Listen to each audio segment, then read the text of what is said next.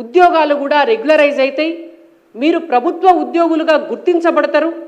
కాబట్టి తెలంగాణ రాష్ట్ర ఉద్యమంలో మనం చెయ్యి చెయ్యి కలుపుదాం, కాలు కాలు కదిపి కదం దొక్కి రాష్ట్రాన్ని తెచ్చుకుందామని చెప్పి ఆ పోరాటంలో వాళ్ళను భాగస్వాములను చేసినాం.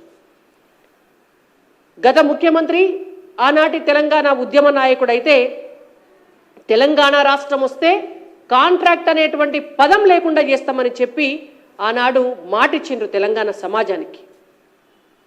తెలంగాణ రాష్ట్రం వస్తే నిరుద్యోగి అనే మాట వినబడదు అని చెప్పి మాటిచ్చిండ్రు ఆనాడు తెలంగాణ సమాజానికి. ఒక పెన్ను పేపర్ ఉంటే చాలు, స్వరాష్ట్రం ఏర్పడితే ఒక్క పూటల సర్వీస్ రూల్స్ మార్చి ఉద్యోగుల భవిష్యత్తు బ్రహ్మాండంగా చేస్తామని మాటిచ్చిండ్రు ఆనాటి ఉద్యమ నాయకుడు కేసీఆర్ గారు తెలంగాణ సమాజానికి. కానీ తెలంగాణ రాష్ట్రం వచ్చినాక ఏమైంది అంటే, తెలంగాణ రాష్ట్రం వచ్చినాక నిరుద్యోగులకు ఉద్యోగాలు రాలే. ఆనాటి 10 ఏళ్లల్లో ఒక్కనాడు జాబ్ క్యాలెండర్ రిలీజ్ కాలే. ఇవాళ 6 నెలల కాంగ్రెస్ ప్రభుత్వ కాలంలో కూడా ఇప్పటి వరకు జాబ్ క్యాలెండర్ రిలీజ్ కాలే.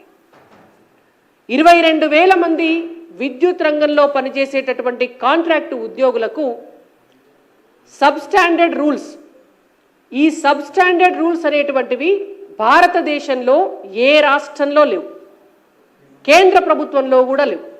ఒక కొత్త రూల్స్ తెలంగాణ రాష్ట్రంలో ఒక కొత్త రూల్స్ పెట్టి ఆ రూల్స్ ప్రకారంగా వీళ్లను రెగ్యులరైజ్ చేస్తున్నాము అని అబద్ధాలు చెప్పి ఒక కొత్త పదం ఆర్టిజన్ అనేటువంటి ఒక పదాన్ని క్రియేట్ చేసి ఆ 22,000 మందిని ఆర్టిజన్లుగా గుర్తించింది గత ప్రభుత్వం. ఇవాళ వాళ్ళు నెత్తి నోరు కొట్టుకుంటున్నారు. ఈ 22,000 మందికి ప్రభుత్వ ఉద్యోగికి వచ్చేటటువంటి పే స్కేల్ రాదు. ఈ 22,000 మందికి ప్రభుత్వ ఉద్యోగికి వచ్చినట్టుగా ఈపీఎఫ్ రూల్స్ వర్తించవు. ఈ 22,000 మందికి ప్రభుత్వ ఉద్యోగులకు వచ్చినట్టుగా ప్రమోషన్లు రావు. ఈ 22,000 మందికి రిటైర్ అయితే రిటైర్మెంట్ బెనిఫిట్స్ రావు. ఈ 22,000 మందికి రేపు రిటైర్ అయిన తర్వాత పెన్షన్ కూడా రాదు.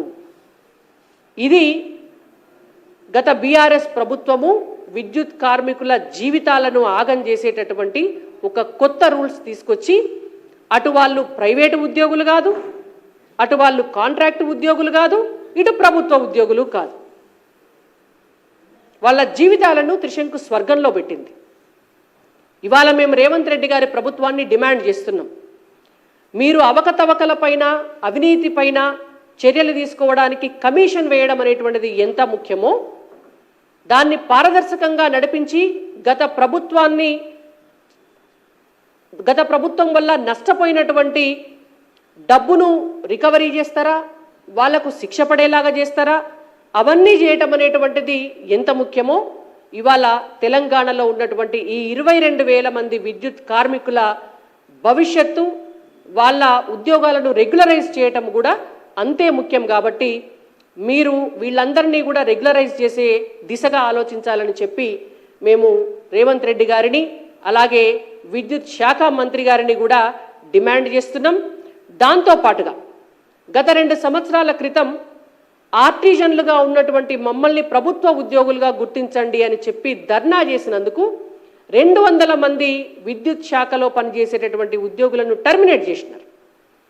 టర్మినేట్ చేసి మళ్ళా తీసుకొని వాళ్ళను ఒక 200 కిలోమీటర్ల దూరాన వాళ్ళు పనిచేస్తున్న చోటు కంటే బదిలీ చేసి వాళ్ళ కుటుంబాలను వదిలేసిపోయి పనిచేసేటటువంటి పరిస్థితి కల్పించి, ఇది మీ పరిస్థితి, ప్రభుత్వాన్ని ప్రశ్నిస్తే మేమిట్లా శిక్షిస్తాం మిమ్మల్ని అని చెప్పి ఉద్యోగుల పైన కొరడా జుల్పించింది గత ప్రభుత్వం.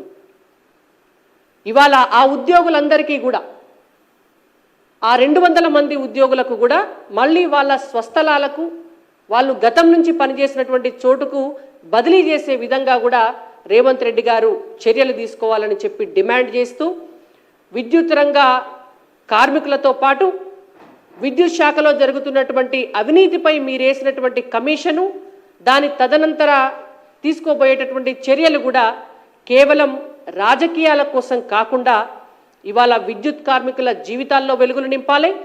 అలాగే తెలంగాణ రాష్ట్రంలో ఆస్తుల కంటే అప్పులు ఎక్కువైనటువంటి విద్యుత్ శాఖను గాడిన పెట్టే దిశగా నిజమైనటువంటి చర్యలు తీసుకోవాలని చెప్పి రేవంత్ రెడ్డి గారిని భారతీయ జనతా పార్టీ తరపున డిమాండ్ చేస్తున్నాం.